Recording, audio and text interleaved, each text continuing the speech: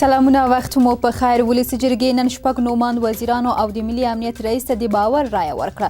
په نننۍ رایه اچونه کې یوازې د ښځو چارو وزارت نوماند حسینه صافی او د اطلاعات او فرهنګ وزارت نوماند طاهر زهیر د وزیرانو په توګه بریالي نشول. په افغانستان کې سږکال د کبانو د روزنې 350 نوي فارمونه جوړ شوي. د کرنې او مالدارۍ وزارت وایي سږکال د کبانو د تولید کچه د تیر کال په پرتله 1500 ټنه زیاته شوې ده. چارواکي وایي لا هم له پاکستان سره ټرانزیټي ستونزې نه دي هوارې شوې. لوړه تعرفه په کرکه د سوداګریزونو مالونو درول او د لارو بندیدل د خصوصي سکتور پر وړاندې لویې ستونزې او ننګونې دي. د ملي امنیت عمومي ریاست په یو خبرپاڼه کې ویلي وسلوال طالبان د کویټې شورا په امر غواړي چې په عامه ځایونو کې بریدونه وکړي او مسؤلیت یې ونه مني. په غزني کې د تیرې ورځې موټر بم برید تاره حمزه وزیرستاني له 2 نورو جنګیالیو سره ووژل شو. د ملي دفاع وزارت وایي چې هغه په ګیرو ولسوالۍ کې د افغان ځواکونو له لوري په نښه شوي دي.